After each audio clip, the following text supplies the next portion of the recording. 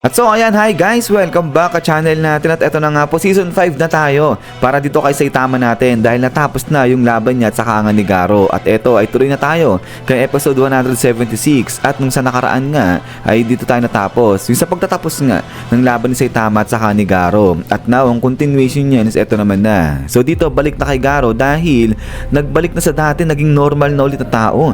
Etong si Garo at dito ay ini-interview na itong si Garo. So now, ang sabi nga ni Garo dito, na-realize niya na yung mundo, ang kailangan niyan hindi yung unbiased na justice, kundi yung isang absolute evil na kung saan ay magiging patas nga to para sa lahat. So ito nga sinasabi niya na paparusahan dapat yung mga halimaw pati na yung mga tao. At ito nga sabi ni Garo dito na ayan yung hindi magawa-gawa ng mga heroes, yung magbigay ng equal fear sa lahat ng mga nilalang. At ito tuloy nga dito ni Garo na peke raw yung kapayapaan na binibigay ng mga heroes. So kaya na dahil doon yung mga tao nagiging kampante sila at yun yung nagiging bunga kaya gumagawa sila ng mga masamang bagay, yung mga evil deeds. At ito nga tuloy ni Garo, yung mga tao na gumagawa ng masasama, hindi nga raw yan maparusahan ng mga heroes. At ito tuloy niya pa nga na hindi nga raw mabigyan ng mga heroes ng justice o ng kapayapaan yung isang bata na nabubuli. So kaya ito sabi ni Garo, alam niya na sa kanyang sarili kung ano yung dapat niyang gawin. At ito nga yung maging absolute evil siya at magbibigay siya ng takot sa lahat, sa halimaw man o sa mga tao, dahil naniniwala raw ito si Garo na yung kapayapaan makukuha yan sa pamamagitan ng fear. So kapag equal yung fear na binibigay mo sa lahat, ay ayun, magkakaroon ng kapayapaan. At ito nga, sigaw na sigaw dito si Garo, sabi niya nga dyan, dahil rito ay magiging isang tunay na halimaw nga raw siya. At ito nga ngayon, kausap ni Garo itong si Manong. So galigil dito ito si Garo. Pero ito nga, biglang sabi ni Manong dito, pero teka lang, na-realize mo rin ba na yung kaso mo rito na pinag-uusapan natin, yung dine and dash mo, sabi ng ganyan. So yung sa nakalipas pa to yung tumakbo itong si Garo sa restaurant na kinainan niya. So ayan, yung issue niya pala dito kaya siya ni-interview. So mababaw lang pala at ito nga yung unang-una kung saan nagsimula etong si Garo. But then ito nga ngayon, spak, bigla siyang dinagukan dito ni Silverfang. Sabi niya nga dyan, sagutin mo na lang kasi yung tanong na tayo pag sabi niya ganyan dito kay Garo. At then pagkatapos nga niyan, ay ito nga ngayon natapos na yung interview ni Garo dito sa may police station. So natapos na lahat ng kaso ni Garo dito, okay na siya, absuelto na. At ito ngayon lakad-lakad itong dalawang magmaster. At sabi nga rito ngayon ni Silverfang, grabe din yung tinahak nilang dalawa, isang linggo nilang inasikaso. Ito nga yung mga kaso ni Garo. So pati yung mga damage na naging kaso ni Garo yung ginawa niya, lahat yan ay tapos na nga. At ito ngayon sabi ni Silverfang, since natapos na sila dun sa mga kaso ni Garo, finally ay makakahingi na raw sila ng tawad dun sa mga heroes na sinaktan niya. So yun, iikot na dyan, iisa-isahin nila yung bahay ng mga heroes. At ito nga ngayon sabi ni Garo, wag daw sabihin ni Silverfang sa kanya kung anong gagawin. So wag daw siyang utusan kasi tatay niya raw ba itong si Silverfang. Pero dito kinote na nung narrator natin na hindi sumipot yung parents nito ni Garo habang inaayos yung kanyang mga kaso. So si Silverfang lang talaga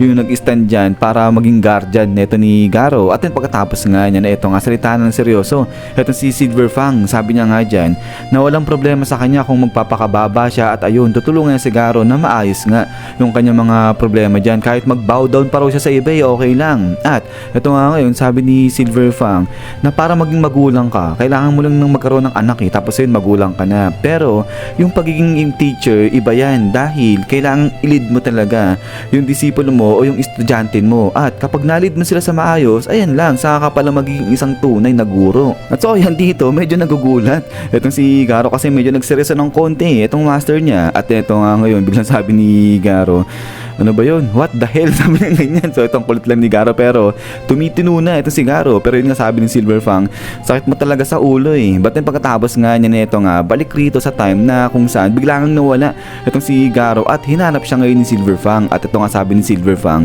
buti na lang ang dali mong makita, sabi niyang ganyan. At ito nga ngayon si Garo nagte-training dito sa may waterfalls. At ito nga ngayon tingin-tingin dyan si Garo sa may itaas niya. At labas na nga dyan sa may itaas niya ito si Silverfang Fang. So ito nga sabi nga rito ni Silver Fang, "Hoy Garo, alika na rito, bumalik ka na rito," sabi niyang ganyan. At ito nga ngayon ngingiti-ngiti lang. Ito si Garo sabi niya nga dyan na bakit daw, anong problema ulit nito ng matanda na to. At saka isa pa, ang galing daw nito ni Silver Fang dahil nakita raw siya kaagad nito. Pero ito nga sa isip-isip ni Silver Fang, di naman daw siya nahirapan talagang hanapin ay ang si Garo kasi nga obvious daw dito pupunta yung si Garo. At saka isa pa, si Silver Fang daw yung nagturo at saka nagpakita kay Garo sa secret training ground na to. At ito nga ngayon back to present na dahil ito nga sa isip-isip ni Silver Fang, siguro ang gusto lang daw talaga nito ni Garo ay yung hanapin siya nung kanyang master at yung matagpuan siya nito. Pero yun ay sali-salita na. Etong si Garo sabi niya nga dyan na wag daw mag-iisip ng mali baka mali yung iniisip nito ng kanyang master. At ito tuloy niya nga dyan na kaya daw siya bumalik kasi gusto niya lang din maibalik yung lakas nung kanyang fist kasi baka raw mawala sabi ng ganyan. At saka isa pa, wala raw siya kasing makita sa mga hero yung talagang tatapat sa kanya pagdating sa pakikipag-sparring. Lahat daw di uubra. So si Silver Fang lang yung nagiging okay sa kanya. So kaya nga ito sabi nga ni Silver Fang, aba salamat na, sabi niya pasok ako sa standard nung sabi niya ganyan. Pero ito ay sa isip nga nito ni Garo, lahat ng mga natutunan niya nung naging halimaw siya, yung na-awaken siya, lahat ng mga technique niya nawala bigla sa isip niya. So yun, di niya alam kung bakit nga nangyari yun. Tapos ayun pa, hindi niya nga raw namalayan, biglang natalo na lang siya bigla So ibig sabihin, talagang na-debuff etong si Garo. Lahat ng mga natutunan niya ng mga technique, mga martial arts, lahat siya nawala na sa kanya. So kaya nga ito, gusto niya mag-training ulit kay Silver Fang. But then, ay pagkatapos niya na ito nga ngayon, tuloy sa paglakad itong dalawa, sabi nga rito ni Garo, siya nga pala, kamusta na siya? So ito sabi ni Silver Fang, sinong siya? So ito sabi ni Garo, yung bata, si Tareyo. So ito sabi nga ni Silver Fang, yung batang kasama na na-hostage ng mga halimaw. So ito sabi nga ni Silver Fang, balita niya na doing good din, okay na rin daw yung bata na yun. At ito nga ngayon, balik na rito kay Tareyo. At ito nga kasama niya na yung kanyang mga kaibigan at naglalaro na nga sila rito. At ito nga ngayon, maglalaro sila ng mga halimaw at saka kung sino yung hero, ganyan. So yun, yung kanyang mga bullying kaibigan, sila yung mga hero. At ito nga si Tareyo, siya yung halimaw. So ito sabi nga nung mga kaibigan niya, okay ba yan, ikaw halimaw, sabi niya ganyan. So ito sabi ni Tareyo, okay lang, walang problema sa kanya, siya yung halimaw. At pagkatapos nga niya, bam bam dito, binuli na naman, pinagtatapakan nga nila dyan, pinagsisipahan dyan etong si Tareyo. But then suddenly, boom, dito nga biglang sinuwain na ni Tareyo itong kanyang kamay at ayun, nagulat itong kanyang mga bullying kaibigan dyan. Pagkatapos nga niya na tayo na itong si Tareyo, sabi niya nga dyan na akala ba nila isang normal na halimaw daw siya. Hindi raw siya halimaw, kung hindi